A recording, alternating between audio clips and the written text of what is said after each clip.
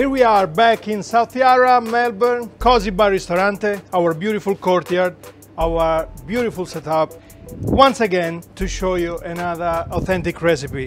Today we do dentice, snapper. Here a beautiful example from Porth Bay, Phillip Bay actually, and let's start it. So what we want to do first, we want to clean it.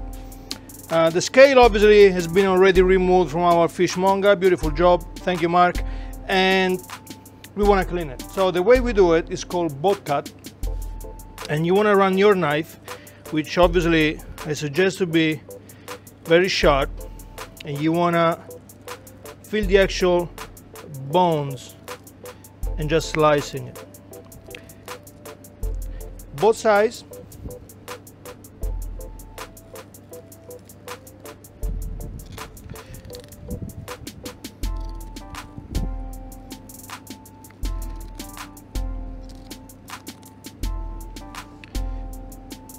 Down to the tail, like that, and then from the belly side again, same, feeling all the bones. Careful, don't get stabbed. All right, now with a good scissor, something like that, quite sturdy, you wanna go and cut the rib cage that way on both sides.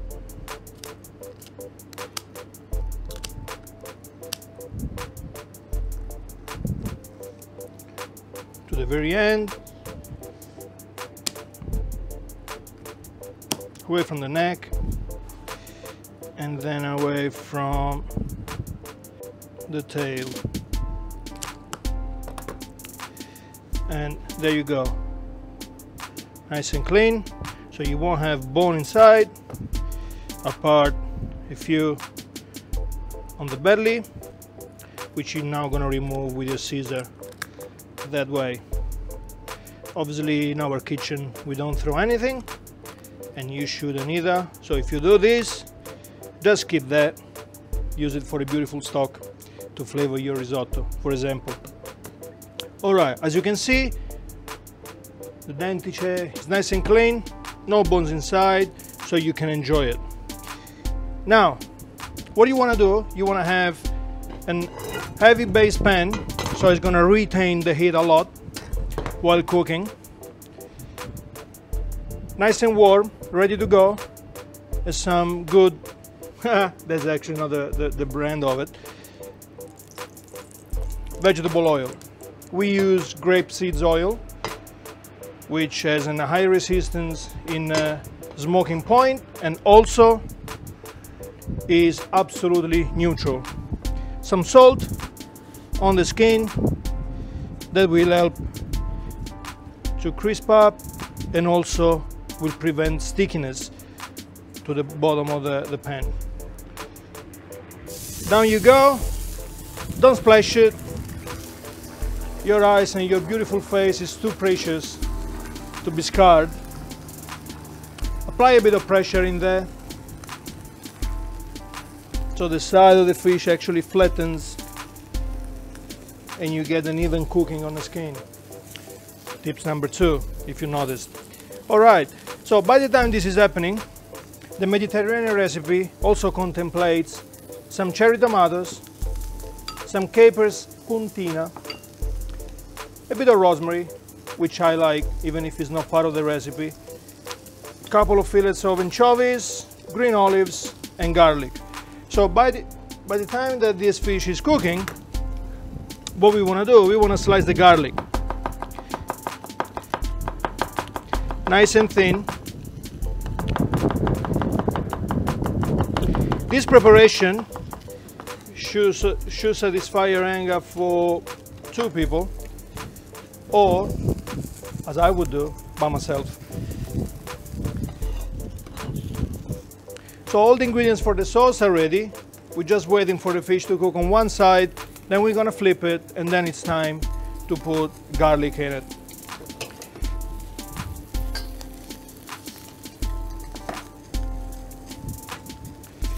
Help yourself with the spatula. Check for color. You want to achieve a nice brown skin. Not sure if you can see that. That's what you want. And again, a bit of pressure so you get an even cooking and even color on the fillet.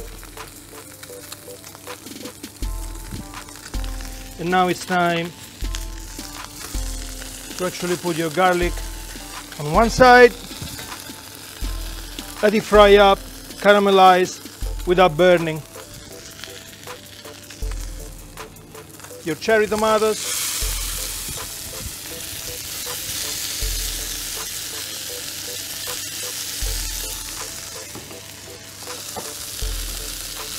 Your capers are going in now. And your olives. What I like to do with the anchovies, I like to put them on a corner of the pan so they fry off and melt and form the sauce.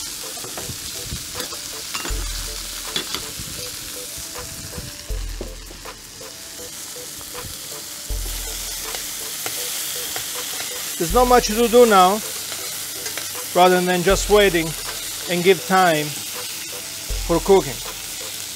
Now this recipe normally contemplates to finish off the preparation into an oven roughly around 7 to 8 minutes for this size of snapper, which is roughly around 500 grams, 550 grams. Today we're actually going to do a different version, which is just contemplates the use of the pan. So to do that, what I'm going to do now is sprinkle rosemary goes on top,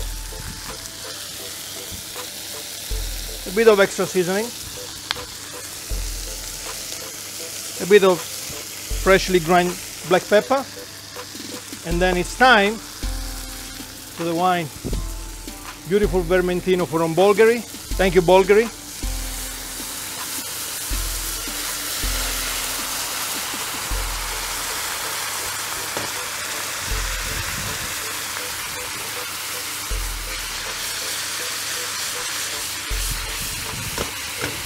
This will also help not just forming the sauce.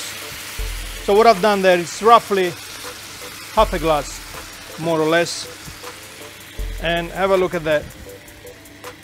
I've deglazed the pan, so the sauce is nice and caramelized in color, and also the pan is not scorching hot as before. Now what we need to do, we just need to cover up the pan and let it gently cook for about 4 to 5 minutes before checking again. Alright, so to help the cooking process, if you have a lid, just use a lid, but what I like to do is actually to cover the fish with some foil, so I still allow some of the steam to go out,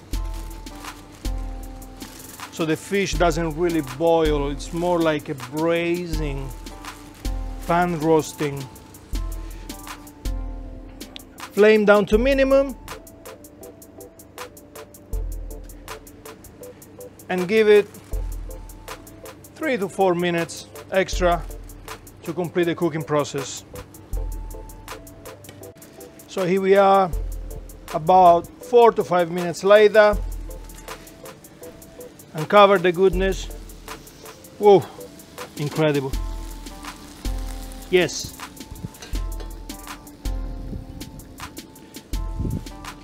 So it's time to plate. As most of the dishes in our culture, the plating is quite easy and straightforward, isn't it? So as you can see, this one was a recipe. It's one pan cooking, so you don't do too much mess at home either. Your wife shouldn't whinge about it. I know what he's saying. So the rosemary goes there, and all this beautiful sauce goes on top.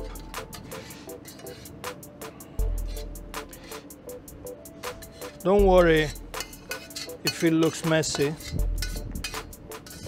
has to be good above everything.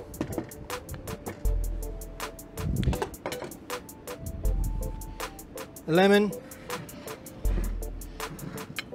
for garnish and a bit of fresh parsley, and here we are, denticce alla Mediterranea. Enjoy, buon appetito, ciao ciao.